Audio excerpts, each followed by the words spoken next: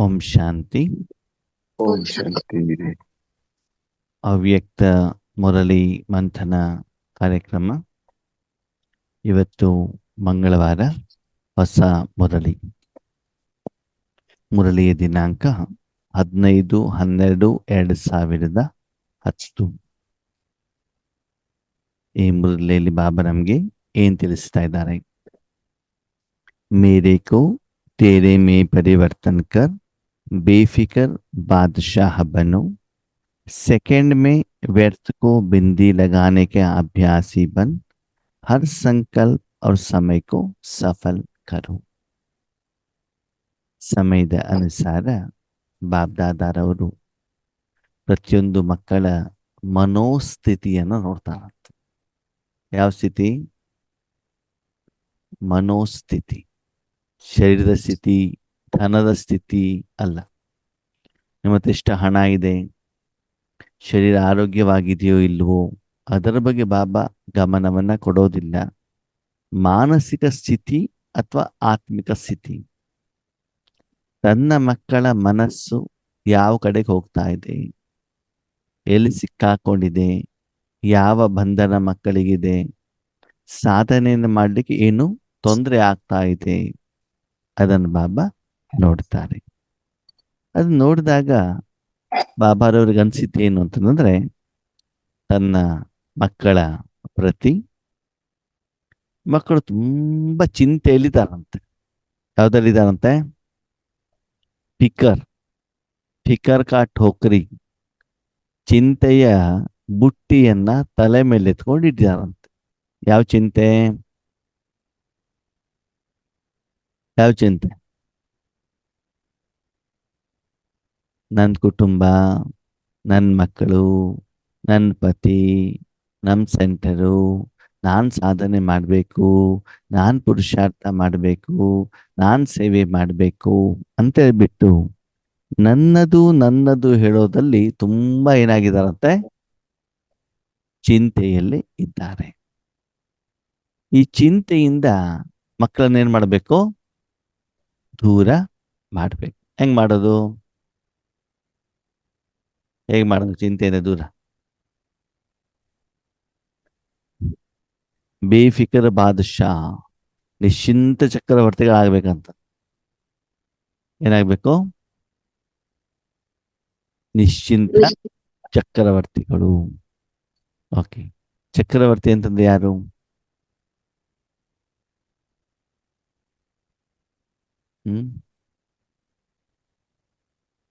ಚಕ್ರವರ್ತಿ ಅಂದ್ರೆ ಯಾರು? ಮಹಾರಾಜ. ರಾಜ, ಮಹಾರಾಜ, ಚಕ್ರವರ್ತಿ. ರಾಜ ಅಂತಂದ್ರೆ ಅವನಿಗೊಂದು ಏರಿಯಾ ಇರ್ತದೆ, ಬೌಂಡ್ರಿ. ಅದರ ರಾಜ್ಯವನ್ನ ಮಾಡುವಂಥವನು ರಾಜ. ಮಹಾರಾಜ ಯಾರು? ರಾಜರಿಗೂ ರಾಜ. ಯಾರು? ಮಹಾರಾಜ. ಬೆಳತ ಸತ್ಯುಗದಲ್ಲಿ ನೀವೇನಾಗ್ತೀರಿ?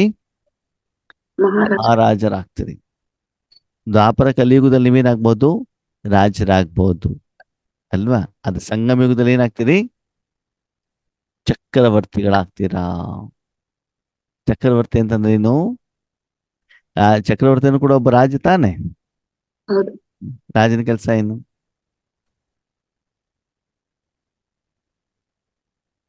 ರಾಜನ ಕೆಲಸ ಏನು? ತನ್ನ ಆಡಳಿತಗಳನ್ನ ನೋಡ್ಕೊಳ್ಳೋದು. ಯಾರ ಮೇಲೆ? ತನ್ನ ಮೇಲೆ, ಪ್ರಜೆಗಳ ಮೇಲೆ ಅಲ್ವಾ? ರಾಜ ಯಾರಿಗಾಗಿರ್ತಾನ? ಅವನು ಪ್ರಜೆಗಳ ಮೇಲೆ ಆಗಿರ್ತಾನೆ. ಅದು ಪ್ರಜೆಗಳ ಮೇಲೆ ರಾಜ್ಯಭಾರವನ್ನ ಅವನು ಮಾಡಬೇಕಾಗ್ತದೆ ಅಲ್ವಾ? ಅವನ ಏರಿಯಾದಲ್ಲಿರುವಂತ ಎಲ್ಲ ಪ್ರಜೆಗಳು ಆರೋಗ್ಯಕರವಾಗಿರಬೇಕು, ಸುಭಿಕ್ಷವಾಗಿರಬೇಕು, ಅಲ್ಲೇನು ಸಮಸ್ಯೆಗಳು ಇರಬಾರ್ದು. ಅಲ್ಲಿ ಅನ್ಯಾಯ ನಡೀತಾ ಇದ್ರೆ ನ್ಯಾಯವನ್ನು ಕೊಡಿಸಬೇಕು. ಅವನ ರಾಜ್ಯದಲ್ಲಿ ಎಲ್ಲೂ ಕೂಡ ವೈರಿಗಳು ಆಕ್ರಮಣ ಮಾಡಬಾರ್ದು. ಅವನ ರಾಜ್ಯದಲ್ಲಿ ಪ್ರಜೆಗಳಿಗೆ ಯಾರೂ ತೊಂದರೆ ಆಗ್ಬಾರ್ದು. ಅವನ ಖಜಾನೆ ಯಾವಾಗಲೂ ಕೂಡ ಏನಾಗಿರ್ಬೇಕು? ತುಂಬಿರಬೇಕು. ಇದೆಲ್ಲ ಏನು? ರಾಜರ ಲಕ್ಷಣ. ಓಕೆ, ಈಗ ನೀವು ಯಾರ ಮೇಲೆ ರಾಜ್ಯ ಮಾಡಬೇಕು?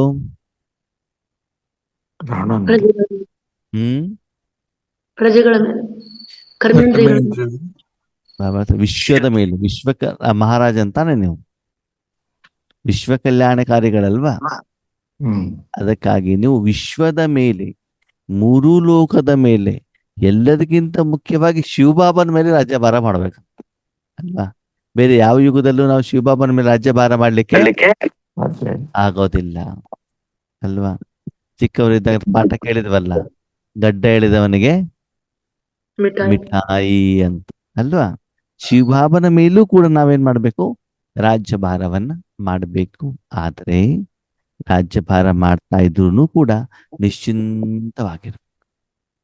ಆದ್ಮೇಲೆ ಸತ್ಯಯುಗದ ರಾಜ್ಯಭಾರ ಮಾಡೋದು ಕಷ್ಟನೋ ಅಥವಾ ದ್ವಾಪರ ಯುಗದಲ್ಲಿ ರಾಜ್ಯ ಮಾಡೋದು ಕಷ್ಟನೋ, ಸಂಗಮ ಯುಗದಲ್ಲಿ ಮಾಡೋದು ಕಷ್ಟ? ಸಂಗಮ ಯುಗದಲ್ಲಿ ಮಾಡೋದು ಕಷ್ಟ. ಯಾಕೆ? ಯಾಕಂದ್ರೆ ವಾತಾವರಣ, ವಾಯುಮಂಡಲ, ವ್ಯಕ್ತಿಗಳು ಅಷ್ಟು ತಮೋ ಪ್ರಧಾನರು ಆಗ್ಬಿಡ್ತಾರೆ. ಯಾರು ಯಾರ ಮಾತನ್ನು ಕೇಳಲಿಕ್ಕೆ ರೆಡಿ ಇಲ್ಲ. ಇರೋದಿಲ್ಲ. ಎಲ್ಲರಲ್ಲೂ ಅಭಿಮಾನ ತುಂಬಿಕೊಂಡ್ಬಿಟ್ಟಿದೆ. ಇಂಥ ಸಮಯದಲ್ಲಿ ರಾಜ್ಯಭಾರವನ್ನ ಮಾಡೋದು ಅಷ್ಟು ಸಹಜ ಅಲ್ಲ. ಅಲ್ಲ. ಅದನ್ನು ಕೂಡ ನೀವೇನ್ ಮಾಡ್ಬೇಕಂತೆ, ರಾಜ್ಯಭಾರವನ್ನ ಮಾಡ್ಬೇಕಂತೆ.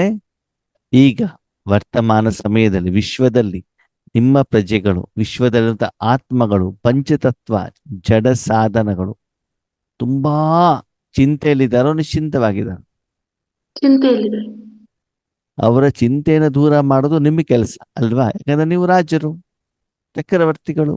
ಹಾಗಿದ್ರೆ ನಿಮ್ಗೆ ಟೆನ್ಷನ್ ಜಾಸ್ತಿ ಆಗ್ಬೇಕು, ಕಡಿಮೆ ಆಗ್ಬೇಕು? ಏನಾಗ್ಬೇಕು?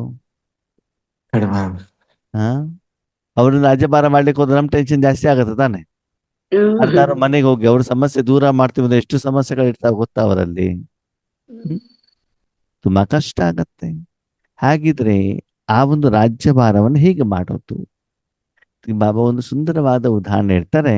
ಒಂದು ಮಗು ತನ್ನ ಹಳ್ಳಿಯಿಂದ ಬೆಂಗಳೂರಿಗೆ ಬಂದಿರ್ತದೆ. ಎಲ್ಲಿಗೆ ಬಂದಿರ್ತದೆ? ಯಾಕೆ? ಸಂಪಾದನೆ ಮಾಡೋದು. ಸಂಪಾದನೆ ಮಾಡ್ಲಿಕ್ಕೆ ಅಂತ ಬಂದಿರ್ತದೆ ಅಲ್ವಾ. ಬೆಂಗಳೂರಿನಲ್ಲಿ ಏನಾಗತ್ತೆ, ಒಂದ್ ಕಡೆಗೆ ಮನೆ ಇರ್ತದೆ, ಒಂದ್ ಕಡೆಗೆ ಜಾಬ್ ಇರ್ತದೆ. ಓಕೆ, ಮತ್ತೆ ಓವರ್ ಟೈಮ್ ಎಲ್ಲ ಮಾಡಬೇಕಾಗ್ತದೆ. ರಾತ್ರಿ ಲೇಟಾಗಿ ಮನೆ ಬರ್ಬೇಕು, ಬೆಳಿಗ್ಗೆ ಬೇಗ ಇದ್ದು ಏನ್ ಮಾಡ್ಬೇಕು, ಜಾಬಿಗೆ ಹೋಗ್ಬೇಕು. ಆ ಒಂದು ಕಾರಣದಿಂದ ಆ ಮಗುಗೆ ಏನಾಗೋದಿಲ್ಲ, ಸಮಯ ಸಿಗೋದಿಲ್ಲ. ಅವಾಗ ಮನೆ ಕ್ಲೀನ್ ಮಾಡ್ಲಿಕ್ಕೆ ಆಗೋದಿಲ್ಲ, ಬಟ್ಟೆ ವಾಶ್ ಮಾಡೋದು ಕಷ್ಟ ಆಗ್ತದೆ, ಅಡಿಗೆ ಮಾಡ್ಕೊಳ್ಳೋದು ಕಷ್ಟ ಆಗ್ತದೆ ಅಲ್ವಾ. ಹೋಟೆಲ್ ತಿನ್ಬೇಕಾದಂತ ಅನಿವಾರ್ಯತೆ ಬರುತ್ತೆ. ಅವಾಗ ಆರೋಗ್ಯ ಏನಾಗತ್ತೆ, ಹಾಳಾಗತ್ತೆ ಅಲ್ವಾ. ಓಕೆ, ಅವಾಗ ಆ ಕಷ್ಟ ಎಲ್ಲ ದೂರ ಮಾಡ್ಬೇಕು ಅಂತ ಏನ್ ಮಾಡ್ಬೇಕು, ಆ ಊರಲ್ಲಿರ್ಬೇಕು, ಸಂಪಾದನೆ ಮಾಡ್ಬೇಕು. ಆದ್ರೆ ಆ ಕಷ್ಟಗಳು ಆ ಮಗುಗಿರಬಾರ್ದು. ಅವಾಗ ಏನ್ ಮಾಡ್ಬೇಕು, ಅವ್ರ ತಾಯಿನ ತಂದಿಟ್ಕೊಳ್ಬೇಕು. ಇಲ್ಲ ತಾಯಿ ಮನೆಗೆ ಬಂದ್ಬಿಟ್ರೆ ಆ ಮನೆ ಎಲ್ಲ ಕೆಲಸವನ್ನು ಯಾರು ಮಾಡ್ತಾರೆ, ತಾಯಿ. ತಾಯಿ. ಆವಾಗ ಆ ಮಗು ಮನೆಗೆ ಬಂದಾಗ ಚಿಂತೆ ಇರತ್ತೋ ಇರಲ್ವೋ, ಇರಲ್ಲ. ಇರೋದಿಲ್ಲ. ಹಾಗೆ ತನ್ನ ಎಲ್ಲ ಜವಾಬ್ದಾರಿಯನ್ನ ತಾಯಿಗೆ ಬಿಟ್ಕೊಟ್ಟು ಮಗು ಏನಾಗಿರ್ತದೆ, ನಿಶ್ಚಿಂತವಾಗಿ ಇರುತ್ತೆ. ಹಾಗೆ ಇಲ್ಲೂ ಕೂಡ ಬಾಬಾ ಹೇಳ್ತಾರೆ, ನೀವು ಕೂಡ ಮನದ ಮನೆಯಲ್ಲಿ, ಬಾಡಿಗೆ ಮನೆಯಲ್ಲಿ ಏನ್ ಮಾಡಿ, ತಾಯಿ ತಂದೆನ ಕರ್ಕೊಂಡು ಬನ್ನಿ. ಮತ್ತು ಎಲ್ಲ ಜವಾಬ್ದಾರಿ ಯಾರಿಗೆ ಒಪ್ಸ್ಬೇಕು, ಬಾಬನಿಗೆ ಒಪ್ಸಬೇಕು. ತನು, ಮನ, ಧನ, ಜೀವನ, ಶ್ವಾಸ, ಸಮಯ, ಸಂಕಲ್ಪ, ಕರ್ಮ, ಕರ್ಮದ ಫಲ ಎಲ್ಲವನ್ನು ನೀವು ಯಾರಿಗೆ ಒಪ್ಸ್ಬೇಕು, ಬಾಬನಿಗೆ. ಯಾವುದನ್ನ ನೀವು ನನ್ನದು ನನ್ನದು ನನ್ನದು ಅಂತ ಹೇಳ್ತಾ ಇದ್ದೀರೋ ಆ ನನ್ನದು ಹೇಳುವಂಥದ್ದು ಎಲ್ಲವನ್ನು ಕೂಡ ಯಾರಿಗೆ ಒಪ್ಪಿಸ್ಬೇಕಂತೆ, ಬಾಬನಿಗೆ ಒಪ್ಪಿಸಿದಾಗ, ಕರ್ಮೇಂದ್ರಿಯವನ್ನು ಬಾಬನಿಗೆ ಒಪ್ಪಿಸಿದಾಗ, ಸಮಯ ಸಂಕಲ್ಪವನ್ನ ಒಪ್ಪಿಸಿದಾಗ ಬಾಬಾ ಅದನ್ನೇನ್ ಮಾಡ್ತಾರೆ, ಸದುಪಯೋಗ ಮಾಡ್ತಾರೆ, ಒಳ್ಳೆಯ ಕಾರ್ಯಕ್ಕೆ ಉಪಯೋಗ ಮಾಡ್ತಾರೆ. ಆವಾಗ ಆ ಕರ್ಮ ಸುಕರ್ಮ ಆಗುತ್ತೆ. ಅದು ಆಗ್ತಾ ಹೋದಾಗ ನಿಧಾನಕ್ಕೆ ನೀವು ಯಾರಿಗೆ ಜವಾಬ್ದಾರಿಯನ್ನ ಕೊಟ್ಟಿದ್ದೀರೋ ಆ ವ್ಯಕ್ತಿ ಆ ಕರ್ಮವನ್ನ ಯಥಾರ್ಥವಾಗಿ ನಿರ್ವಹಣೆ ಮಾಡಿದಾಗ ನಿಮ್ಗೆ ಚಿಂತೆ ಜಾಸ್ತಿ ಆಗತ್ತೋ ಕಡಿಮೆ ಆಗತ್ತೋ? ಕಡಿಮೆ ಆಗುತ್ತೆ. ಅವಾಗ ನೀವೇನಾಗ್ತೀರಿ? ನಿಶ್ಚಿಂತ ಚಕ್ರವರ್ತಿ. ಹಾ. ಆಮೇಲೆ ನಿಶ್ಚಿಂತ ಚಕ್ರವರ್ತಿ ಅಂತ ಯಾಕೆ ಹೇಳಿದ್ರು?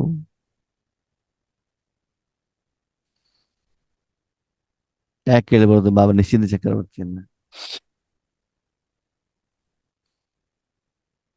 ಹ್ಮ್ ನಾವೇನ್ ಮಾಡ್ತೀವಂತೆ, ನಮ್ಮ ವೈಯಕ್ತಿಕ ಜವಾಬ್ದಾರಿ ಇದೆಯಲ್ಲ, ಏನಂತ, ನಮ್ಮ ಪತಿ ಸರಿ ಇಲ್ಲ ನೋಡ್ಕೋ, ಮಕ್ಕಳು ಸರಿ ಇಲ್ಲ ನೋಡ್ಕೋ, ನಮ್ ಸೆಂಟರ್ ಸರಿ ಇಲ್ಲ ನೋಡ್ಕೋ ಅಂತ ನಾವೇನ್ ಮಾಡ್ತೀವಿ, ಒಂದು ಸಣ್ಣ ಬೌಂಡ್ರಿ ಹಾಕೊಂಡ್ಬಿಟ್ಟು ಆ ಜವಾಬ್ದಾರಿಯನ್ನ ಮಾತ್ರ ನಾವ್ ಯಾರಿಗೆ ಕೊಡ್ತೀವಂತೆ? ತಂದೆಗೆ. ಬಾಬನಿಗೆ ಕೊಡ್ತೀವಿ. ಆದ್ರೆ ಮಕ್ಕಳೇ, ನೀವು ಬರೀ ನಿಮ್ಮ ಕುಟುಂಬ ಜೊತೆ ಕನೆಕ್ಟ್ ಆಗಿದ್ದೀರೋ ಪೂರ್ತಿ ವಿಶ್ವದ ಜೊತೆ ಕನೆಕ್ಟ್ ಆಗಿದ್ದೀರೋ? ಹ್ಮ್ ಪೂರ್ತಿ ವಿಶ್ವದ ಜೊತೆ ಕನೆಕ್ಟ್ ಆಗಿದ್ದೀವಿ. ಅಂದಮೇಲೆ ವಿಶ್ವ ಪರಿವರ್ತನೆಯ ವಿಶ್ವ ಕಲ್ಯಾಣದ ಜವಾಬ್ದಾರಿಯನ್ನು ನಾವ್ ಯಾರಿಗೆ ಕೊಡ್ಬೇಕು? ಬಾಬಾಗೆ. ಬಾಬನಿಗೆ ಕೊಡ್ಬೇಕೆ ಹೊರತು ನಾನು ಸತ್ಯುಗದ ರಾಜನಾಗ್ಬೇಕು, ನಾನು ದೇವತೆ ಆಗ್ಬೇಕು, ನಾನು ಒಳ್ಳೆ ಸೇವೆ ಮಾಡ್ಬೇಕು ಅಂತ ಅಲ್ಲಿ ಕೇವಲ ವೈಯಕ್ತಿಕ ಹಿತಾಸಕ್ತಿ ಸ್ವ ಅರ್ಥ ಇರಕೂಡದು. ಪೂರ್ತಿ ನಿಮ್ಮ 84 ಜನ್ಮದ ಜವಾಬ್ದಾರಿ ಪೂರ್ತಿ ವಿಶ್ವದ ಜವಾಬ್ದಾರಿಯನ್ನು ಯಾರಿಗೆ ಕೊಡ್ಬೇಕು? ಬಾಬನಿಗೆ ಕೊಟ್ಟು ಆ ವಿಶ್ವ ಪರಿವರ್ತನೆ ಕಾರ್ಯಕ್ಕೆ ಏನ್ ಮಾಡ್ಬೇಕು? ನಿಮ್ಮ ಮನಸ್ಸನ್ನ ಬಾಬನ ಕೈಯಲ್ಲಿ ಕೊಡಬೇಕಾಗ್ತದೆ. ಸರಿ, ಜವಾಬ್ದಾರಿ ಮಾತ್ರ ಕೊಟ್ಬಿಟ್ಟು ಸುಮ್ಮನೆ ಕೂತ್ಕೊಂಡ್ರೆ ಆಗತ್ತಾ? ಆಗತ್ತಾ? ಓಕೆ, ನಿಮ್ಮಮ್ಮ ಬರ್ತಾರೆ, ಪಾತ್ರೆ ತೊಳಿತಾರೆ, ಅಡಿಗೆ ಮಾಡ್ತಾರೆ, ಬಟ್ಟೆ ವಾಶ್ ಮಾಡ್ಕೊ, ಎಲ್ಲಾನು ಮಾಡ್ಕೊಡ್ತಾರೆ. ಆದ್ರೆ ಹೊರಗಡೆ ಹೋಗ್ಬಿಟ್ಟು ನೀವು ಸೀರಿಯಸ್ ಆಗಿ ಏನ್ ಮಾಡ್ಬೇಕು? ಸಂಪಾದನೆ ಮಾಡ್ಕೊಂಡು ಬರ್ಬೇಕಲ್ವಾ? ಹ್ಮ್ ಹೌದು. ಅದನ್ನ ಅಮ್ಮ ಮಾಡ್ತಾರ? ಇಲ್ಲ. ಇಲ್ಲ. ಅಮ್ಮ ಮನೆ ಕೆಲಸ ಮಾತ್ರ ಮಾಡ್ತಾರ, ಅದೇ ದಿನಸಿ ತಂದ್ಕೊಡ್ಬೇಕಲ್ವಾ? ಮನೆ ಬಾಡಿಗೆ ತುಂಬಬೇಕಲ್ವಾ? ಅಮ್ಮನಿಗೆ ಬೇಕಾಗಿರೋ ಬಟ್ಟೆಯನ್ನ ತಂದ್ಕೊಡ್ಬೇಕಲ್ವಾ? ನಿಮ್ಮದು ವೈಯಕ್ತಿಕವಾದ ಖರ್ಚು ವೆಚ್ಚಗಳನ್ನ ನೀವು ನೋಡ್ಕೊಳ್ಬೇಕಲ್ವಾ? ಹಾಗೆ ಇಲ್ಲಿ ಬಾಬಾ ಹೇಳ್ತಾರೆ, ನಿಶ್ಚಿಂತ ಚಕ್ರವರ್ತಿ ಅಂತ ಎಲ್ಲ ಬಾ ಬಂದು ಅಂತ ಬಿಟ್ಟು ಬಾಬಾ ಬಾಬಾ ಬಾಬಾ ಅಂತ ಹೇಳ್ಬಿಟ್ಟು ಎಲ್ಲಾ ಸಮಯದಲ್ಲಿ ಆರಾಮಾಗಿ ನಿದ್ರೆ ಮಾಡುವ ಹಾಗೆ ಇಲ್ಲ. ಏನ್ ಮಾಡ್ಬೇಕು? ಸಂಪಾದನೆ ಮಾಡಬೇಕು. ಹೇಗೆ? ಬಾಬಾ ಹೇಳ್ತಾರೆ, ವರ್ತಮಾನ ಸಮಯದಲ್ಲಿ ಮಕ್ಕಳ ಮನೋಸ್ಥಿತಿಯನ್ನು ನೋಡಿದಾಗ ಬಾಬಾ ನೋಡಿದೇನಂತೆ, ಹೆಚ್ಚಿನ ಸಮಯ ಮಕ್ಕಳು ವ್ಯರ್ಥದಲ್ಲಿ ಹೋಗ್ತಾರೆ. ಎಲ್ಲಿ ಹೋಗ್ತಾ ಇದಾರೆ? ವ್ಯರ್ಥ. ವಿಕರ್ಮ ಆಗ್ತಾ ಇಲ್ಲ ಅಂದ್ರೆ ಎಲ್ಲರೂ ಹಾಗೆ ಅಂತಲ್ಲ, ಹೆಚ್ಚಿನ ಜನರನ್ನ ಒಳ್ಳೆ ತೀವ್ರ ಪುರುಷಾರ್ಥಿಗಳನ್ನ ನೋಡಿದಾಗ ಮಕ್ಕಳಲ್ಲಿ ಬಾಬಾ ಏನ್ ಮಾಡ್ತಿದ್ದಾರೆ, ವಿಕರ್ಮ ಮಾಡ್ತಾ ಇಲ್ಲ. ಅಂದ್ರೆ ಆಹಾರದ ಪರಿಶುದ್ಧತೆ ಇದೆ, ಓಕೆನಾ, ಅಥವಾ ಒಂದು ಆತ್ಮಿಕ ಸ್ಥಿತಿ ಇದೆ, ಬೇರೆಯವ್ರಿಗೆ ಒಳ್ಳೇದು ಮಾಡ್ಬೇಕು ಅಂತ ಭಾವನೆ ಇದೆ, ಆಧ್ಯಾತ್ಮಿಕ ಸಾಧನೆ ಮಾಡ್ಬೇಕು ಅಂತ ಬಿಟ್ಟಿದೆ, ಅಮೃತ ಬೆಳಗ್ಗೆ ಏಳ್ತಾ ಇದ್ದಾರೆ, ನುಮಾಶಾಮ್ ಯೋಗ ಮಾಡ್ತಿದ್ದಾರೆ, ಇದೆಲ್ಲವನ್ನ ಮಾಡ್ತಾ ಇದ್ದಾರೆ. ಆದ್ರೆ ವ್ಯರ್ಥ ಇದೆ. ಯಾವ ವ್ಯರ್ಥ? ಯಾವಿದೆ ವ್ಯರ್ಥ? ಮಧ್ಯದಲ್ಲಿ ಸ್ವಲ್ಪ ಹೊತ್ತು ಯೂಟ್ಯೂಬ್ ನೋಡೋದು, ಸೀರಿಯಲ್ ನೋಡೋದು, ಊರಿನ ಸುದ್ದಿ ಮಾತಾಡೋದು, ಆ ಸೇವಾ ಕೇಂದ್ರ ಈ ಸೇವಾ ಕೇಂದ್ರ ಸುದ್ದಿಯನ್ನ ಚರ್ಚೆ ಮಾಡುವಂಥದ್ದು ಅಲ್ವಾ? ಮಕ್ಕಳ ಬಗ್ಗೆ ಚಿಂತನೆ, ಅಯ್ಯೋ ಮುಂದೇನಾಗ್ಬಿಡ್ತದೇನೋ ಅಂತ, ಪ್ರಪಂಚ ಯಾವಾಗ ವಿನಾಶ ಆಗತ್ತೆ ಅಂತ ಹೇಳ್ಬಿಟ್ಟು ಚಿಂತೆ. ಹೀಗೆ ಹಲವಾರು ಕಾರಣಗಳಿಂದ ಮಕ್ಕಳಲ್ಲಿ ವ್ಯರ್ಥದ ತುಂಬಾ ದೊಡ್ಡ ಕ್ಯೂ ಏನಾಗ್ಬಿಡ್ತದಂತೆ, ಬರ್ತಾ ಇದೆ. ಅದಕ್ಕಾಗಿ ಏನ್ ಮಾಡ್ಬೇಕು, ಒಂದು ಸೆಕೆಂಡ್ ಅಲ್ಲಿ ವ್ಯರ್ಥವನ್ನ ಏನ್ ಮಾಡ್ಬೇಕು? ಬಿಂದು ಲಗಾವ್. ಯಾವುದೋ ಒಂದ್ ಕಡೆ ನೀವು ಪ್ರವಾಸ ಮಾಡ್ತಾ ಇರ್ತೀರ, ಸರಿನಾ? ಪ್ರವಾಸ ಮಾಡ್ಬೇಕಾದ್ರೆ ಏನಾಗ್ತದೆ ಅಂತಂದ್ರೆ, ಅಲ್ಲಿ ನಿಮ್ಗೊಂದು 2 ರೋಡ್ ಬರ್ತದೆ. ಯಾವ ರೋಡಲ್ಲಿ ಹೋಗ್ಬೇಕು ಅಂತ ನಿಮ್ಗೇನಿಲ್ಲ ಗೊತ್ತಿಲ್ಲ, ಅಲ್ಲಿ ಹೋಗ್ಲಿಕ್ಕೆ ಬೋರ್ಡು ಕೂಡ ಇಲ್ಲ, ಕೇಳಲಿಕ್ಕೆ ಜನನೂ ಕೂಡ ಇಲ್ಲ, ಸರಿನಾ? ಅವಾಗ ಏನ್ ಮಾಡ್ತೀರಿ? ಏನ್ ಮಾಡ್ತೀರಾ?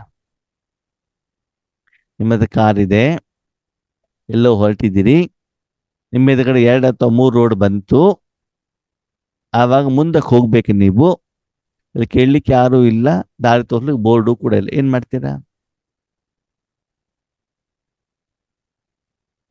ಏನ್ ಮಾಡ್ತೀರಿ ಪಾರ್ವತಕ್ಕ? ರೂಟ್ ಮ್ಯಾಪ್ ಹಾಕೊಳ್ಳೋದು ಅಣ್ಣವ್ರೆ. ಅಲ್ಲಿ ಇಂಟರ್ನೆಟ್ ಇಲ್ಲ, ಹಳ್ಳಿ ಕಡೆಗೆ ಇಂಟರ್ನೆಟ್ ಸಿಗೋದಿಲ್ಲ, ಅವಾಗ ಏನ್ ಮಾಡ್ತೀರಿ? ಹ್ಮ್ ವೆಂಕಟೇಶನ ಹೇಳಿ, ಏನ್ ಮಾಡ್ತೀರಾ? ಯಾರಾದ್ರಲ್ಲಿ ದಾರಿಯಲ್ಲಿ ಇರೋರು ಕೇಳ್ಕೊಂಡು ಹೋಗೋದ ಸುಮೇಶ್ ಅಲ್ಲಿ ಅವರ? ಯಾರು ಯಾರು ಇಲ್ವಲ್ಲ, ಅಲ್ಲಿ ಜನನೂ ಇಲ್ಲ, ಕಾಡದು ಹಾ ಹಾ. ಜನನೂ ಇಲ್ಲ, ಬೋರ್ಡು ಇಲ್ಲ, ಇಂಟರ್ನೆಟ್ ಸಿಗ್ತಾ ಇಲ್ಲ, ಏನ್ ಮಾಡ್ಬೇಕು? ಅದು ದಾರಿಗಳು ಇರ್ತಾವಲ್ಲ, ಅದು ನೋಡ್ಕೊಂಡು ಹೋಗ್ಬೇಕು. ಯಾವ ದಾರಿ? ಅಲ್ಲಿ ಓಡಾಡ್ತಾ ಮಣ್ ತರ ಇರ್ತೈತಿ ಅಲ್ಲ. ಅಣ್ಣವ್ರೆ 3 ದಾರಿ ಇದೆ ಅಲ್ಲಿ, ನಿಮ್ಮ ಎದುರುಗಡೆ 3 ರೂಟ್ ಇದೆ. ಹಾ ಹಾ 3 ರೂಟಲ್ಲಿ ಇದ್ದಾಗ ಇವಾಗ ಏನ್ ಮಾಡ್ಬೇಕು? ಇವಾಗ ಹಾ 3 ಆಯ್ಕೆ ಇದೆ ನಿಮ್ಗೆ. 3 ರೋಡ್ ಚೆನ್ನಾಗೇ ಇದೆ, ಹಾ ಹಾ ಹಾ ಎಲ್ಲ ಸಿಂಗಲ್ ರೋಡೇನೆ. ಒಂದು ಮಣ್ಣಿನ ರೋಡ್, ಒಂದು ಜಲ್ಲಿ ರೋಡ್, ಟಾರ್ ರೋಡ್, ಅಲ್ಲಿ 3 ರೋಡ್ ಒಂದೇ ರೀತಿ ಇದೆ, ಸೈಜ್ ಒಂದೇ. ಹಾ ಇವಾಗ ನಿಮ್ಗೆ ಕನ್ಫ್ಯೂಷನ್, ಎಲ್ಲಿ ಹೋಗ್ಬೇಕು ಅಂತ, ಏನ್ ಮಾಡ್ತೀರಿ? ಹಾ. ನಾವು ಸಂಕಲ್ಪ ಮಾಡ್ಕೊಂಡು ತಂದೆನ ಇದ್ ಮಾಡ್ಕೊಂಡು ಹೋಗ್ಬೇಕು ಅಷ್ಟೇ. ನಾರ್ಮಲ್ ಜನ ಏನ್ ಮಾಡ್ಬೇಕು ಅದನ್ನ ಹೇಳಿ. ನಾರ್ಮಲ್ ಜನ.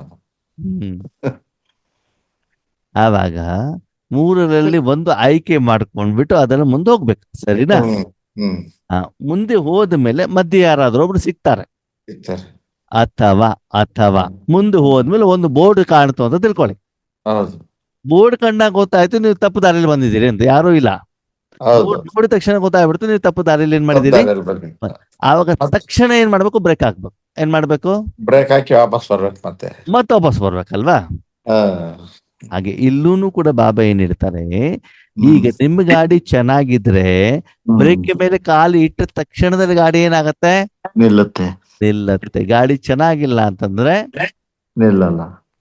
ಹಾಗೇನೆ ನಿಮ್ಮ ಸಂಕಲ್ಪ, ನಿಮ್ಮ ಮನಸ್ಸು ಹೋಗ್ತಾ ಇರ್ಬೇಕಾದ್ರೆ ಅದು ವ್ಯರ್ಥದ ಕಡೆಗೆ ಹೋಗ್ತಾ ಇದೆ ಅಂತಂದ್ರೆ ನಿಮಗೆ ಗೊತ್ತಾದ ತಕ್ಷಣದಲ್ಲಿ ಅದನ್ನೇನ್ ಮಾಡ್ಬೇಕು?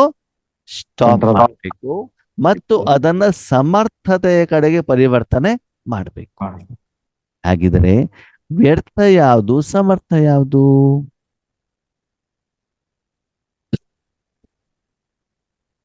ವ್ಯರ್ಥ ಯಾವುದು, ಸಮರ್ಥ ಯಾವುದು? ಬೇಡದೇ ಇರೋ ವಿಚಾರ. ಹಿಂದೆ ನಿಮ್ಮ ಜೀವನದಲ್ಲಿ ನಡೆದಿರುವಂತ ಘಟನೆಗಳೇನಿದಾವಲ್ಲ, ಏನೇನ್ ಆಗಿದೆಯೋ ಅದರ ಬಗ್ಗೆ ಚಿಂತನೆ ಮತ್ತು ಚಿಂತೆ ಮಾಡುದು ವ್ಯರ್ಥನೋ ಸಮರ್ಥನೋ? ಯಾಕಂದ್ರೆ ಅದನ್ನ ಚೇಂಜ್ ಮಾಡ್ಲಿಕ್ಕೆ ಆಗೋದಿಲ್ವಲ್ಲ. ಮುಂದೆ ಘಟನೆಗಳು ಹೇಗೆ ನಡೀತಾವೆ, ಮುಂದಿನ ಬಗ್ಗೆ ಯೋಚನೆ ಮಾಡುದು, ಚಿಂತನೆ ಮಾಡುದು, ಚಿಂತೆ ಮಾಡುದು ವ್ಯರ್ಥನೋ ಸಮರ್ಥನೋ? ವ್ಯರ್ಥ. ಮುಂದೆ ಹೆಂಗ್ ನಡೀತಾ ನಿಮ್ಗೆ ಗೊತ್ತಿಲ್ವಲ್ಲ. ನಾನು ಸತ್ಯುಗಕ್ಕೆ ಹೋಗಿರ್ತೇನೆ, ನಾನು ರಾಜಭಾರ ಮಾಡ್ತೇನೆ, ನನ್ನ ಎದುರುಗಡೆಗೆ ಜನ ಇರ್ತಾರೆ, ನಾನು ಮೂರ್ತಿ ಆಗಿದ್ದೇನೆ, ನನ್ನ ಎದುರುಗಡೆ ಭಕ್ತರು ಇದ್ದಾರೆ, ಇದು ವ್ಯರ್ಥನೋ ಸಮರ್ಥನೋ? ವ್ಯರ್ಥ. ಆ ರೀತಿ ಸಂಕಲ್ಪ ಮಾಡೋದು ನಿಮ್ಗೆ ಸಂಪಾದನೆ ಆಗತ್ತಾ? ಸಂಪಾದನೆ ಆಗತ್ತಾ? ಸ್ವಪ್ನವನ್ನು ನೋಡೋದು ಅಥವಾ ಅಂತಿಮ ಸಮಯದಲ್ಲಿ ಬ್ಯಾಂಕಲ್ಲಿ ದುಡ್ಡೆಲ್ಲ ಏನಾಗ್ತದೆ? ಹೊರಟೋಗ್ಬಿಡ್ತದೆ, ವೆನಿಜುವಾದಲ್ಲಿ ಬಿದ್ದಂಗೆ ಭೂಕಂಪ ಆಗ್ಬಿಡ್ತದೆ. ಅವಾಗ ಏನ್ ಮಾಡೋದು ಅಂತ ಚಿಂತೆ ಮಾಡಿದ್ರೆ ಏನಾದ್ರು ಪ್ರಯೋಜನ ಇದೆಯಾ? ಮತ್ತೆ ಸಮರ್ಥ ಯಾವುದು? ಸಮರ್ಥ ಯಾವುದು?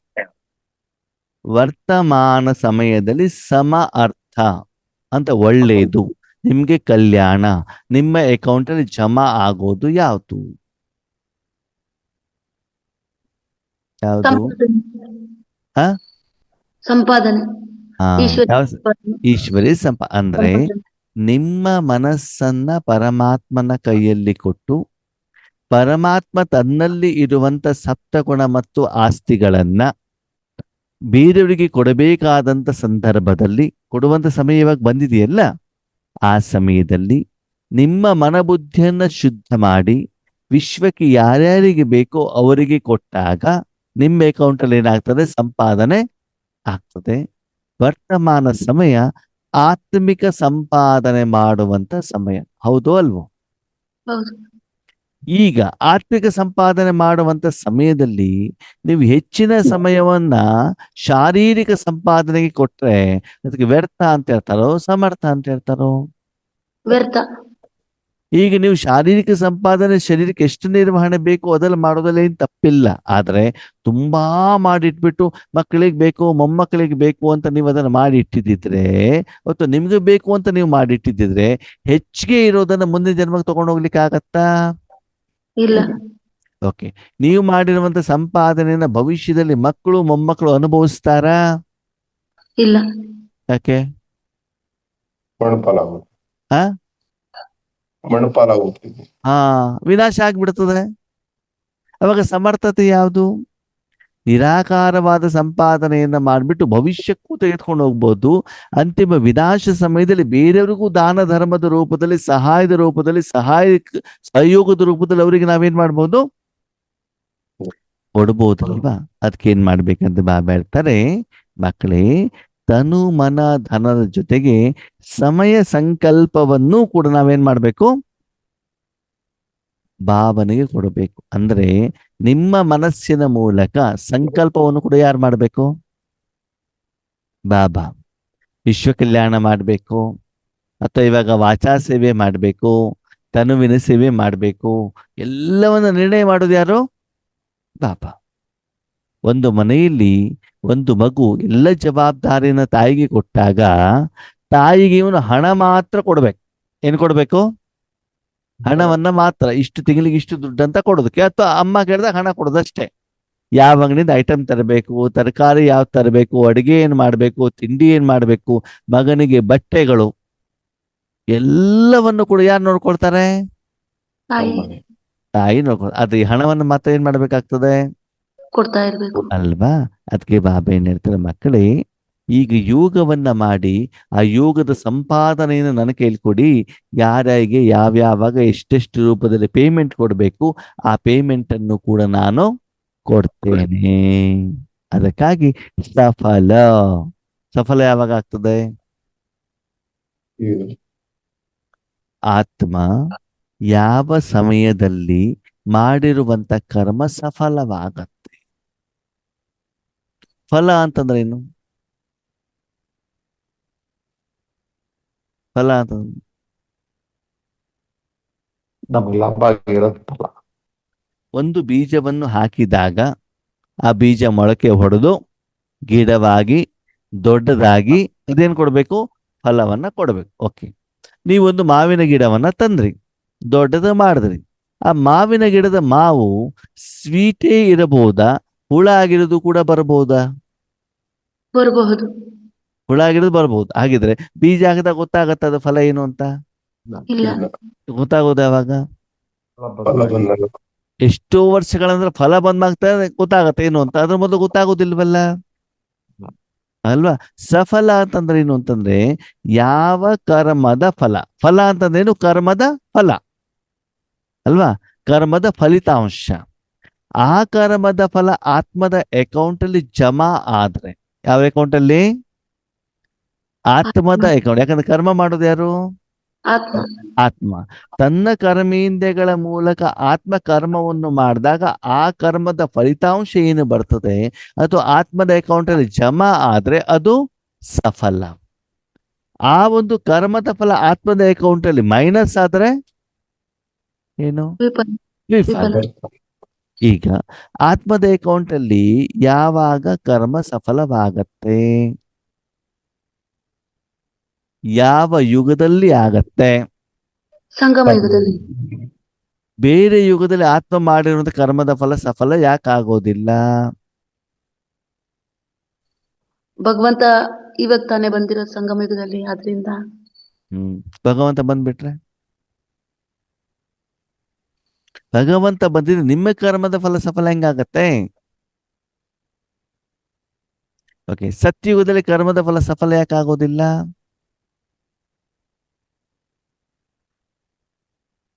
ಅಲ್ಲಿ ಯಾವುದೇ ವಿಕರ್ಮ ಆಗೋದಿಲ್ಲ. ವಿಕರ್ಮ ಆಗೋದಿಲ್ಲ, ಸರಿ. ಸಫಲ ಯಾಕೆ ಆಗೋದಿಲ್ಲ? ಆತ್ಮ ಹಾಕೊಂಡು ಜಮಾ. ಆತ್ಮ ಅಲ್ಲಿ ಕರ್ಮ ಮಾಡುತ್ತೋ ಮಾಡಲ್ವೋ? ಮಾಡುತ್ತೆ. ಹಾಗಿದ್ರೆ ಆ ಕರ್ಮದ ಫಲ ಆತ್ಮ ಹಾಕೊಂಡು ಜಮಾ ಯಾಕೆ ಆಗೋದಿಲ್ಲ? ಪ್ಲಸ್ ಯಾಕೆ ಆಗೋದಿಲ್ಲ?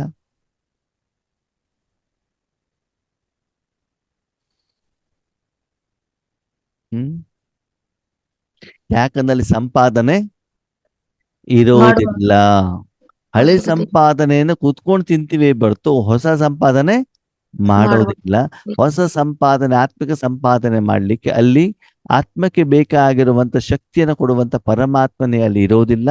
ಪರಮಾತ್ಮನ ಪರಿಚಯನೇ ನಮ್ಗೆ ಇರೋದಿಲ್ಲ. ಪರಮಾತ್ಮನ ಫ್ಯಾಕ್ಟ್ರಿನಲ್ಲಿ ಇರೋದಿಲ್ಲ, ಯಾಕಂದ್ರೆ ಅಲ್ಲಿ ಅದರ ಅವಶ್ಯಕತೆ ಇರೋದಿಲ್ಲ. ಇರೋದಿಲ್ಲ. ದ್ವಾಪರ ಯುಗದಿಂದ ನೀವು ಮಾಡಿರುವಂತ ಕರ್ಮದ ಫಲ ಏನಾಗ್ತಾ ಹೋಗ್ತದೆ? ವಿಕರ್ಮ ಆಗ್ತಾ ಹೋಗ್ತದೆ ಅಲ್ವಾ, ಸಾಲ ಆಗ್ತಾ ಹೋಗುತ್ತೆ. ಓಕೆ, ಈಗ ಹೇಳಿ, ಆತ್ಮಕ್ಕೆ ಕರ್ಮದ ಫಲ ಸಫಲ ಆಗೋದು ಯಾವಾಗ? ಸಂಗಮ ಯುಗದಲ್ಲಿ. ಹೇಗೆ?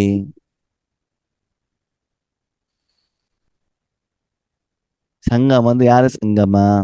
ಪರಮಾತ್ಮ ಆತ್ಮ ಪರಮಾತ್ಮನ ಸಂಗಮ. ಯಾವ್ದಕ್ಕೋಸ್ಕರ? ವಿಶ್ವ ಕಲ್ಯಾಣ. ಅಂದ್ರೆ ಇಲ್ಲಿ ವಿಶ್ವ ಕಲ್ಯಾಣಕ್ಕೋಸ್ಕರ ಆತ್ಮ ಪರಮಾತ್ಮನ ಸಂಗಮ ಅಂತಂದ್ರೆ ಇಲ್ಲಿ ಪರಮಾತ್ಮನ ಕೆಲಸ ಏನು, ಆತ್ಮನ ಕೆಲಸ ಏನು? ಪರಮಾತ್ಮನ ಕೆಲಸ ವಿಶ್ವ ಕಲ್ಯಾಣ ಮಾಡೋದು. ನಾವು ಪರಮಾತ್ಮನಲ್ಲಿ ನಮ್ಮ ಮನಸ್ಸನ್ನ ಜೋಡಿಸೋದು. ಹಾ ನೋಡಿ, ಕರ್ಮ ಮಾಡ್ಲಿಕ್ಕೆ ಎರಡು ಬೇಕು. ಒಬ್ಬನು ಕರ್ಮ ಮಾಡುವಂತ ವ್ಯಕ್ತಿ, ಇನ್ನೊಂದು ಕರ್ಮ ಮಾಡೋದಕ್ಕೆ ಸಾಧನ. ಹೌದಾ? ಮಾಲಿಕ ಮತ್ತು ಕರ್ಮೇಂದ್ರಿಯ, ಇದು ಎರಡೂ ಸೇರಿದಾಗ ಏನಾಗ್ತದೆ? ಅಲ್ಲಿ ಕರ್ಮ ಆಗ್ತದೆ. ಒಬ್ಬ ವ್ಯಕ್ತಿ ಒಂದು ಶಕ್ತಿ ಕರ್ಮೇಂದ್ರಿಯ ಉಪಯೋಗ ಮಾಡಿದ ತಕ್ಷಣದಲ್ಲಿ ಏನಾಗ್ತದಲ್ಲಿ? ಕರ್ಮ ಆಗತ್ತೆ. ಕರ್ಮ ಆಯ್ತು ಅಂದ್ಮೇಲೆ ಬೇಕೋ ಬೇಡವೋ ಕರ್ಮದ ಫಲ ಬಂದೇ ಬರುತ್ತೆ. ಕರ್ಮದ ಫಲ ಬಂದ್ಮೇಲೆ ಯಾರು ಕರ್ಮವನ್ನ ಮಾಡಿದಾರೋ ಆ ಕರ್ಮದ ಫಲಕ್ಕೆ ಆ ವ್ಯಕ್ತಿನೇ ಜವಾಬ್ದಾರ ಆಗಿರ್ತಾನೆ. ಆವಾಗ ಅದರ ಫಲಿತಾಂಶ ಏನಾಗ್ತದೆ? ಆ ಆತ್ಮನ ಅಕೌಂಟ್ ಅಲ್ಲಿ ಪ್ಲಸ್ ಅಥವಾ ಮೈನಸ್ ಆಗತ್ತೆ. ಅವಾಗ 5,000 ವರ್ಷದಲ್ಲಿ ಸಂಗಮ ಯುಗದಲ್ಲೂ ಕೂಡ ಆತ್ಮದ ಅಕೌಂಟ್ ಅಲ್ಲಿ ಸಫಲತೆ ಆಗೋದು ಯಾವಾಗ? ಯಾವಾಗ? ನಮ್ಮ ಮನಸ್ಸನ್ನ ಭಗವಂತನಲ್ಲಿ ಇಟ್ಟಾಗ. ಕರ್ಮೇಂದ್ರಿಯ ನಿಮ್ಮದು, ಕರ್ಮ ಅವಂತು. ಯಾವುದು? ಕರ್ಮೇಂದ್ರಿಯ ನಿಮ್ಮದು, ಕರ್ಮ ಮಾಡೋದು ಅವನು. ಮಾಲೀಕ ಯಾರಾಗ್ಬೇಕು? ಶಿವ ಬಾಬಾ. ಈಗ ಇಲ್ಲಿ ಬಾಬಾ ಮುರಳಿ ಮೂಲಕ ಏನ್ ಹೇಳ್ತದೆ ಅಂತಂದ್ರೆ, ನೀವು ಸಂಕಲ್ಪ ಮಾಡುವಂಗಿಲ್ಲ. ಏನಂತ? ಬಾಬಾ, ನಾನು ಮನಸ್ಸನ್ನ ಕೊಡ್ತಾ ಇದ್ದೇನೆ, ಈ ಮನಸ್ಸಿನಿಂದ ಈ ಬಿಲ್ಡಿಂಗ್ ರೆಡಿ ಮಾಡಿಸೋ, ಇವರಿಗೆ ಶಕ್ತಿ ಕೊಡು, ಈ ಸಮಸ್ಯೆ ಪರಿಹಾರ ಮಾಡು ಅಂತ ನೀವೇನ್ ಮಾಡುವಂಗಿಲ್ಲ. ಯಾವ ಕರ್ಮ ಮಾಡಬೇಕು ಅಂತ ಸಲಹೆ, ಸೂಚನೆ, ಸಂಕಲ್ಪವನ್ನ ನೀವು ಮಾಡುವ ಹಾಗೆ ಇಲ್ಲ. ಯಾರು ಮಾಡ್ತಾರೆ? ಬಾಬಾ. ಬಾಬಾನೇ ಮಾಡ್ತಾರೆ. ಓಕೆ, ಈಗಿನ ನ್ಯೂ ಜನರೇಷನ್ ಮಕ್ಕಳಿಗೆ ತಿಂಡಿ ಏನ್ ಬೇಕು ಅಂತ ಕೇಳಿದ್ರೆ ಏನ್ ಹೇಳ್ತಾರೆ ಅವರು? ಬ್ರೇಕ್ಫಾಸ್ಟ್ ಏನ್ ಬೇಕು ಅಂತ ಏನ್ ಹೇಳ್ತಾರೆ? Pasta, pizza. ಪಿಜ್ಜಾ ಎಂತ, ಇನ್ನೊಂದೇನಂದ್ರೆ ಪಾಸ್ತಾ ಅನ್ನೋರೆ. ಪಾಸ್ತಾ. ನಾನು ಫಸ್ಟ್ ಟೈಮ್ ಕೇಳಿದಪ್ಪ. ಪಾಸ್ತಾ ಅಂತಾರೆ ಅವರೆಲ್ಲ, ಅದೆಲ್ಲ ತಿಂತಾರೆ ಅದರಿಂದ. ಆ ಹೆಸರು ಕೇಳಿದ ಅಲ್ವಾ? ಗೋಬಿ ಮಂಚೂರಿ, ಮ್ಯಾಗಿ ಅಲ್ವಾ, ಬ್ರೆಡ್, ಬರೀ ಎಂತದ್ದು ಅಂದ್ರೆ ಆರೋಗ್ಯಕ್ಕೆ ಹಾಳಾಗಿರುವಂತದ್ದನ್ನೇ ಹೇಳ್ತಾರೆ, ಬಿಟ್ರೆ ಆರೋಗ್ಯಕ್ಕೆ ಒಳ್ಳೇದಾಗಿರುವಂತ ಯಾವುದೇ ಐಟಮ್ ಅನ್ನ ಅವ್ರು ಹೇಳಲ್ಲ. ಯಾಕಂದ್ರೆ ವಾತಾವರಣದಲ್ಲಿ, ಪ್ರಪಂಚದಲ್ಲಿ ಸಿಗ್ತಿರೋದು ಅದನ್ನೇ, ಅದನ್ನ ತಿಂದವ್ರಿಗೆ ಏನಾಗ್ಬಿಟ್ಟಿದೆ? ಪ್ರಾಕ್ಟೀಸ್ ಆಗ್ಬಿಟ್ಟಿದೆ. ಹಾಗೆ ಇಲ್ಲೂ ಕೂಡ ನಾವು ಸಂಕಲ್ಪವನ್ನ ಮಾಡಿದ್ರೆ ನಮ್ಮ ಹೆಸರು ಕೀರ್ತಿ ಬರುವಂತಹ ಒಂದು ವಿಷಯವನ್ನೇ ನಾವು ಬಾಬನಿಗೆ ಹೇಳ್ತೀವಿ, ಬಿಟ್ರೆ ಅದನ್ನು ಮಾಡ್ಕೊಡು, ಇದನ್ನು ಮಾಡ್ಕೊಡು ಅಂತ ಇಂದ್ರಿಯ ಸುಖಕ್ಕೆ ಸಂಬಂಧಪಟ್ಟದನ್ನ ಹೇಳ್ತೀವಿ ಹೊರತು ವಿಶ್ವ ಕಲ್ಯಾಣಕ್ಕೆ, ಸೇವೆಗೆ, ಬೇರೆಯವರಿಗೋಸ್ಕರ ನಾವೇನ್ ಮಾಡೋದಿಲ್ಲ, ಹೇಳೋದಿಲ್ಲ. ಅದಕ್ಕಾಗಿ ಮಕ್ಕಳೇನ್ ಮಾಡ್ತಿದಾರಂತೆ, ವೈಯಕ್ತಿಕ ಹಿತಾಸಕ್ತಿಯನ್ನು ಇಟ್ಕೊಂಡ್ಬಿಟ್ಟು ಭಗವಂತನ ಆ ಕಾರಣಕ್ಕೋಸ್ಕರ ಉಪಯೋಗ ಮಾಡ್ಕೊಳ್ತಿದಾರಂತೆ. ಓಕೆ, ಜೊತೆಗೆ ಇಲ್ಲಿವರೆಗೆ ಮಕ್ಕಳು ಏನ್ ಮಾಡಿದ್ರು? ಸೇವೆ ಅಂತಂದ್ರೆ ಧನವನ್ನ ಕೊಡೋದು ಸೇವೆ ಅಂತ ತಿಳ್ಕೊಂಡ್ರು ಅಲ್ವಾ? ಧನವನ್ನ ಬಾಬನಿಗೆ ಅರ್ಪಣೆ ಮಾಡೋದು ಸೇವೆ ಅಂತ ತಿಳ್ಕೊಂಡ್ರು. ಆಮೇಲೆ ಮನಸ್ಸನ್ನ ಬಾಬನಲ್ಲಿ ಇಟ್ಬಿಟ್ಟು ನಾನು ಬಾಬನ ಜೊತೆಲಿ ಇದ್ದೇನೆ, ನನ್ನ ಮೂಲಕ ಶಕ್ತಿ ಹೋಗ್ತಾ ಇದೆ, 3 ಲೋಕಕ್ಕೆ ಹೋಗ್ತಾ ಇದೆ, ನಾನು ಪರಂಧಾಮದಲ್ಲಿ ಕೂತ್ಕೊಂಡಿದ್ದೇನೆ, ನನ್ನ ಹಿಂದ್ಗಡೆ ಬಾಬಾ ಕುಂತಿದ್ದಾರೆ, ಶಕ್ತಿ 3 ಲೋಕಕ್ಕೆ ಹೋಗ್ತಾ ಇದೆ ಅಂತ ಏನ್ ಮಾಡ್ತಾರೆ ಮಕ್ಕಳು? ವಿಶ್ವ ಕಲ್ಯಾಣಕ್ಕೋಸ್ಕರ ತಮ್ಮ ಮನಸ್ಸನ್ನು ತೆಗೆದುಕೊಂಡು ಹೋಗ್ಬಿಟ್ಟು ಬಾಬನಲ್ಲಿ ಇಡುವಂತ ಪ್ರಯತ್ನವನ್ನ ಮಾಡಿದ್ರು. ಈಗೇನ್ ಮಾಡ್ಬೇಕಂತೆ? ಮುಂದೋಗ್ಬೇಕಾ, ಹಿಂದೋಗ್ಬೇಕಾ? ಮುಂದೆ ಹೋಗ್ಬೇಕು. ಅದಕ್ಕಾಗಿ ಇನ್ನು ಮೇಲೆ ಮನಸ್ಸನ್ನ ಬಾಬನ ಕೈಲಿ ಕೊಡೋದಷ್ಟೇ ನಿಮ್ ಕೆಲಸ. ಏನ್ ಮಾಡ್ಬೇಕು? ಒಂದು ಸಂಕಲ್ಪ ಮಾಡೋದು ಅವರೇ. ಕರ್ಮದ ಮಧ್ಯದಲ್ಲಿ ಸೆಕೆಂಡ್ ತೆಗೆದ್ಬಿಟ್ಟು ಏನ್ ಮಾಡ್ಬೇಕು? ಆ ಸೆಕೆಂಡ್ ಯಾರು ಕೈಲಿ ಕೊಡ್ಬೇಕು? ನಾನು ಕೈಲಿ ಕೊಡೋದು ಅಷ್ಟೇ ಕೆಲಸ. ಮುಂದೆ ಏನ್ ಮಾಡ್ಬೇಕು, ಹೇಗ್ ಮಾಡ್ಬೇಕು, ಯಾವಾಗ ಮಾಡಬೇಕು ಅಂತ ಹೇಳ್ಬಿಟ್ಟು ಎಲ್ಲ ಜವಾಬ್ದಾರಿ ಯಾರ್ದು? ಬಾಬನ್ ನೀವು ಎಲ್ಲದಕ್ಕೂ ಏನಾಗ್ಬೇಕಂತೆ? ಬಿಂದು ಹಾಕ್ಬೇಕಂತ. ಯಾವ್ಯಾವ್ದಕ್ಕೆ? ಅಯ್ಯೋ, ಯಜ್ಞ ಹಿಂಗ್ ನಡೆದ್ರೆ ಮುಂದೇನು? ಯೋಗೇಶಣ್ಣನು ಕೂಡ ಹಿಂಗ್ ಮಾಡ್ತಾರಾ? ನಮ್ಮನೆಯವ್ರು ಹಿಂಗ್ ಮಾಡಬಾರ್ದಿತ್ತಲ್ಲ, ವಿನಾಶ ಯಾವಾಗ ಆಗುತ್ತೆ? ಇದು ಯಾವ ವಿಷಯದ ಬಗ್ಗೂ ನಿಮ್ಗೆ ಚಿಂತೆ ಬೇಡ. ನಿಮ್ಗೇನು ಕೆಲಸ ಕೊಟ್ಟಿದ್ದೇನೋ, ನಿಮ್ಗೇನು ಮಾಡಬೇಕು ಅಂತ ಹೇಳಿದೇನೋ, ನನ್ನ ಮೇಲೆ ಸಂಪೂರ್ಣ ನಿಶ್ಚಯ, ನಂಬಿಕೆ, ವಿಶ್ವಾಸ ಇಟ್ಬಿಟ್ಟು ನಾನು ಹೇಳಿದ ಹಾಗೆ ಮಾಡ್ಕೊಂಡು ಹೋಗ್ತಾ ಇರಿ. ಇಲ್ಲಿವರೆಗೆ ಮಕ್ಕಳೇ ತನು ಮನ ಧನವನ್ನ ಕೊಟ್ಟಿದ್ದೀರಿ. ಈಗ ಸಮಯ ಸಂಕಲ್ಪವನ್ನು ಕೂಡ ಏನ್ ಮಾಡ್ಬೇಕು ನೀವು? ಬಾಬನ ಕೈಲಿ ಕೊಟ್ಬಿಟ್ಟು ನೀವು ನಿಶ್ಚಿಂತ ಏನಾಗಿ ಚಕ್ರವರ್ತಿಗಳಾಗಿ, ಅಂದ್ರೆ ನಿಮ್ಮ ಮನಸ್ಸನ್ನ ವಿಶ್ವ ಕಲ್ಯಾಣಕ್ಕೋಸ್ಕರ ಭಗವಂತನ ಕೈಯಲ್ಲಿ ಕೊಡಬೇಕೇ ಹೊರತು ಬೇರೆ ಯಾವುದೇ ಉದ್ದೇಶಕ್ಕೋಸ್ಕರ ಕೊಡೋದು ಅಲ್ಲ. ಆದ್ಮೇಲೆ ಪ್ರತಿದಿನ ಭಗವಂತ ಪ್ರಪಂಚಕ್ಕೆ ಬೇಕಾಗಿರುವಂತ ತೀರ ಅವಶ್ಯಕವಾಗಿರುವಂತ ಆತ್ಮಿಕ ಭೋಜನ ಮತ್ತು ಶರೀರಕ್ಕೆ ಮತ್ತು ಪಂಚತತ್ವಗಳಿಗೆ ಬೇಕಾಗಿರುವಂತ ಭೋಜನವನ್ನು ನಿಮ್ಮ ಕೈಯಲ್ಲಿ ಕೊಡ್ತಾರೆ. ಸರಿನಾ? ಇದನ್ನ ಹಂಚಿ ಅಂತ ಹೇಳ್ತಾರೆ. ನೀವು ಯಾರ್ಯಾರಿಗೆ ಹಂಚ್ತೀರಾ? ಯಾರಿಗೆ ಕೊಡ್ಬೇಕು? ವಿಶ್ವದ ಪ್ರತಿ ವಿಶ್ವ ಮೂರು ಕೊಡ್ಬೇಕು ತಾನೆ? ಲೋಕಕ್ಕೂ ಕೊಡ್ಬೇಕು. ಅಥವಾ ನೀವು ಮಾತ್ರ ತಿನ್ಬೇಕು? ಹೌದು, ವಿಶ್ವದ ಪ್ರತಿ ಎಲ್ಲಾ ವಿಶ್ವಕ್ಕೂ ನಿಮ್ ಪರಿಚಯದವರಿಗೆ ಮಾತ್ರ ಕೊಡ್ಬೇಕು? ಏನ್ ಇಲ್ಲ ಮಾಡ್ಬೇಕು? ಇಲ್ಲ. ಎಲ್ಲರಿಗೂ ಕೊಡ್ಬೇಕಲ್ವಾ? ಅದಕ್ಕೆ ಇಲ್ಲಿ ಬಾಬಾ ಹೇಳ್ತಾರೆ, ಅದನ್ನ ಮಾಡಬೇಕು ಅಂತಂದ್ರೆ ವ್ಯರ್ಥ ಏನಿದೆ ಅದೆಲ್ಲಕ್ಕೂ ಕೂಡ ಏನ್ ಮಾಡಿ ಬಿಂದುವನ್ನ ಇಟ್ಬಿಟ್ಟು ಪ್ರತಿ ಸಂಕಲ್ಪ, ಪ್ರತಿ ಸಮಯವನ್ನ ಬಾಬನಿಗೆ ಸಮರ್ಪಣೆ ಮಾಡಿ, ಅವಾಗ ಪರಮಾತ್ಮ ಸಮಯದ ಅನುಸಾರ ನಿಮ್ಮ ಮನಸ್ಸನ್ನ ಯಾವುದಕ್ಕೆ ಹೇಗೆ ಬೇಕೋ ಅದನ್ನ ಉಪಯೋಗ ಬಾಬಾ ಮಾಡ್ಕೊಳ್ತಾರೆ. ಆವಾಗ ನಿಮ್ಮೆಲ್ಲ ಕರ್ಮ ಏನಾಗ್ತದೆ? ಶ್ರೇಷ್ಠವಾಗ್ತದೆ. ಆ ಕರ್ಮದ ಫಲ ಸಫಲತೆ ಬರ್ತಾ ಹೋಗ್ತದೆ. ಆ ಸಫಲತೆಯ ಅನುಭವ ಏನ್ ಮಾಡ್ತಾ ಹೋಗಿ ಅಂದ್ರೆ ಈ ಮುರಳಿಯ ಆಧಾರದಲ್ಲಿ ನಮ್ ಕೆಲಸ ಏನು? ಏನು? ನನ್ನದನ್ನುವುದನ್ನು ನಿನ್ನದರಲ್ಲಿ ಪರಿವರ್ತನೆ ಮಾಡುದು. ಶಾಂತವಾಗಿರೋದು. ಏನ್ ಮಾಡಿದ್ರು? ಶಾಂತ. ಸರಿ. ಹೋದ ವಾರ ಮುರಳಿಲಿ ಏನ್ ಹಿಡಿದ್ರು ಬಾಬಾ? ಪಾಂಚ ಸ್ವರೂಪ, 5 ಸ್ವರೂಪಗಳ ಬಗ್ಗೆ. ಆ 5 ಸ್ವರೂಪದಲ್ಲಿ ಶ್ರೇಷ್ಠ ಸ್ವರೂಪ ಯಾವುದು? ಅನಾದಿ ಸ್ವರೂಪ. ಆ ಅನಾದಿ ಸ್ವರೂಪಕ್ಕೆ ಹೋಗ್ಬಿಟ್ಟು ಮನಸ್ಸನ್ನ ಬಾಬನ ಕೈಯಲ್ಲಿ ಕೊಟ್ಟಾಗ ಮುಂದೆ ಬಾಬಾ ಅದನ್ನ ಹೇಗೆ ಉಪಯೋಗ ಮಾಡ್ತಿದ್ದಾರೆ ಅಂತ ಈ ಮುರಳಿಲಿ ಹೇಳ್ತಿದ್ದಾರೆ. ಅನಾದಿ ಸ್ವರೂಪದಲ್ಲಿ ನೀವೆಲ್ಲಿರ್ತೀರಿ? ಪರಂಧಾಮದಲ್ಲಿ. ಪರಮಧಾಮದಲ್ಲಿ ಸುಮ್ಮನೆ ಕುಂತಿರ್ತೀರಿ ತಾನೆ? ಹೌದು. ಓಕೆ. ಅದರಲ್ಲಿ ಕೂತ್ಕೊಳ್ಳುವಂತ ಮೊದಲು ನಿಮ್ಮ ಮನ ಬುದ್ಧಿನ ಯಾರ ಕೈಲಿ ಕೊಟ್ಟಿರ್ತೀರಿ ನೀವು? ಬಾಬಾ ಕೈಯಲ್ಲಿ. ಬಾಬನ ಕೈಯಲ್ಲಿ ಕೊಟ್ಟಿರ್ತೀರ. ಅದಕ್ಕಾಗಿ ಬಾಬಾ ಹೇಳ್ತಾರೆ, ಆ ರೀತಿ ನೀವು ಮನಸ್ಸನ್ನ ನನ್ನ ಕೈಯಲ್ಲಿ ಕೊಟ್ಟಾಗ ಏನ್ ಮಾಡ್ತೇನೆ? ನಾನು ಆ ಮನಸ್ಸನ್ನ ವಿಶ್ವ ಕಲ್ಯಾಣಕ್ಕೆ ನಾನು ಉಪಯೋಗ ಮಾಡ್ತೇನೆ. ಅವಾಗ ಪ್ರಪಂಚದ ಬಗ್ಗೆ ಆಗ್ಲಿ, ನಿಮ್ಮ ಜೀವನದ ಬಗ್ಗೆ ಆಗ್ಲಿ, ಹಿಂದಿನ ಜೀವನದ ಬಗ್ಗೆ ಆಗ್ಲಿ, ಮುಂದಿನ ಜೀವನದ ಬಗ್ಗೆ ಆಗ್ಲಿ, ವರ್ತಮಾನ ಸಮಯದ ಜೀವನ, ಪುರುಷಾರ್ಥ, ಲೆಕ್ಕಾಚಾರ, ಸಾರ, ವಿಶ್ವ ಪರಿವರ್ತನೆ, ವಿನಾಶ, ಇದರ ಯಾವುದರ ಬಗ್ಗೂ ನಿಮಗೆ ಚಿಂತೆ ಬೇಡ. ಕೇವಲ ಏನ್ ಮಾಡಿ?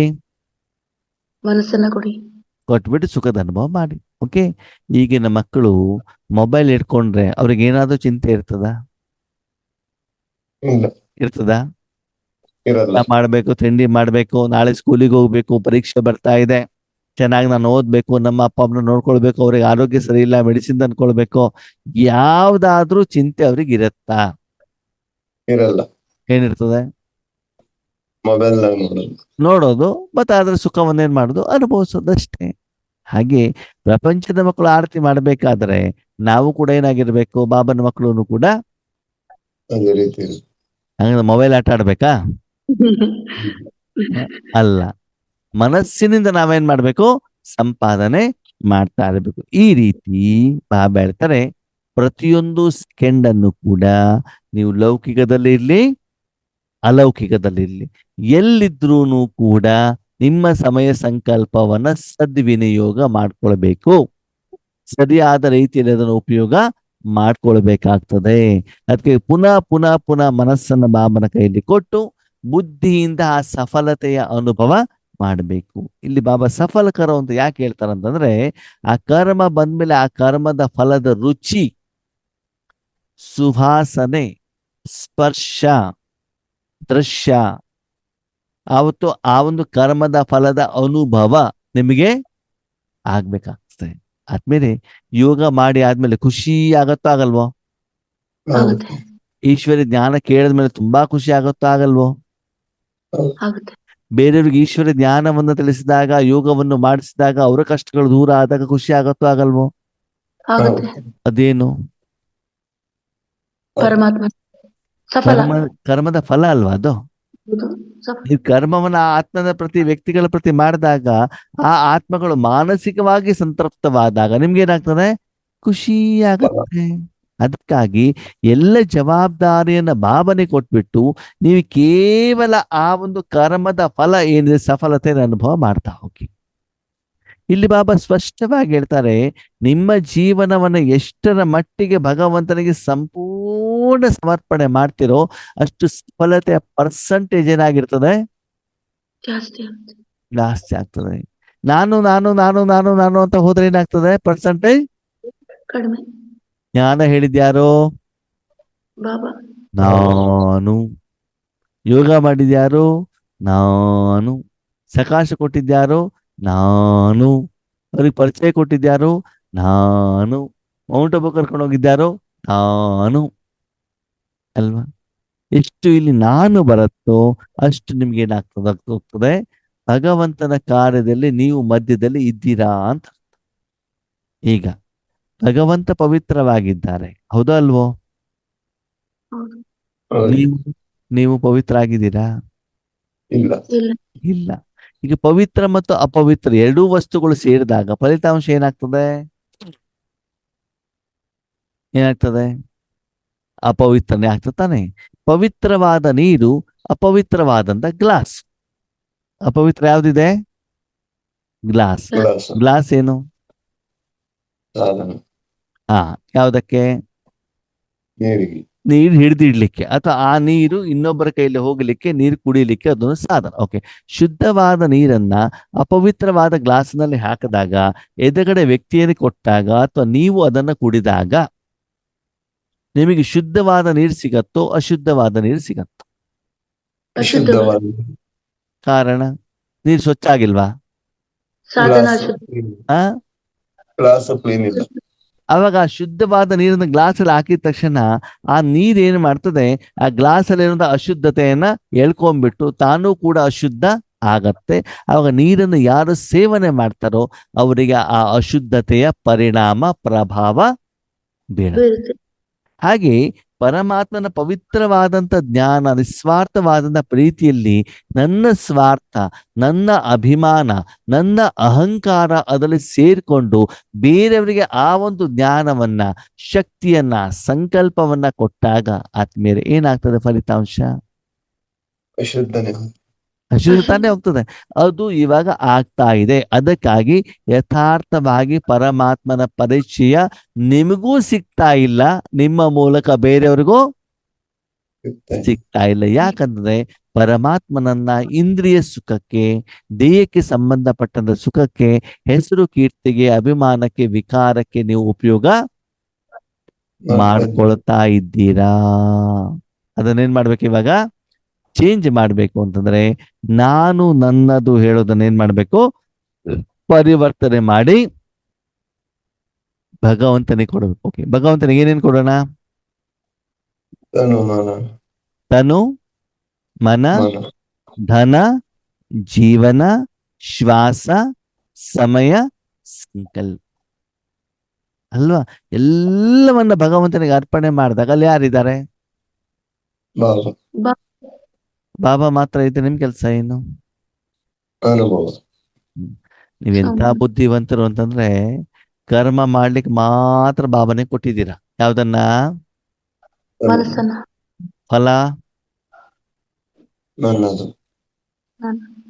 ಉದ್ದಿನ ಬೆಳೆ ನೀನ್ ತಗೊಂಡ್ ಬಾ, ನೆನ್ಸೋ ಕೆಲಸ ನೀನ್ ಮಾಡು, ರುಬ್ಬೋ ಕೆಲಸ ನೀನ್ ಮಾಡು, ಉದ್ದಿನ ವಡ ನೀನ್ ರೆಡಿ ಮಾಡು, ಚಟ್ನಿನೂ ರೆಡಿ ಮಾಡು. ಮುಂದೆ ತಿನ್ನೋದು. ಯಾರು? ನಾನು ತಿನ್ನೋದು ಮಾತ್ರ ನನಗೆ, ರೆಡಿ ಮಾಡೋದು ನಿನ್ ಕೆಲ್ಸ. ನನ್ ಕೆಲ್ಸ ಏನು? ತಿನ್ನೋದು.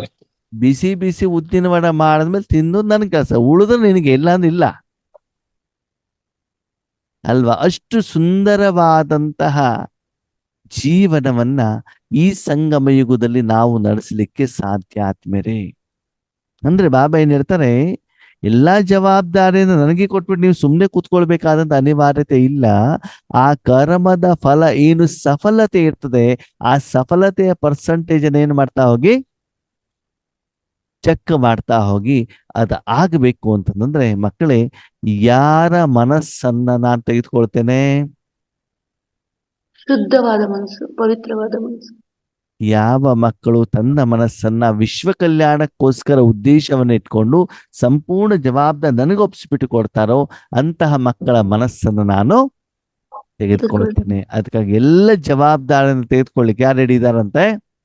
ಬಾಬಾ 84 ಜನ್ಮದ ಜವಾಬ್ದಾರಿ, ಪೂರ್ತಿ ವಿಶ್ವದ ಜವಾಬ್ದಾರಿ, ನಿಮ್ಮ ಎಲ್ಲ ಜೀವನದ ಜವಾಬ್ದಾರಿ, ನಿಮ್ಮ 63 ಜನ್ಮದ ಸಾಲ ಎಲ್ಲ ತಗೊಳ್ಳಿಕ್ಕೆ ರೆಡಿ ಇದ್ದಾರಂತೆ.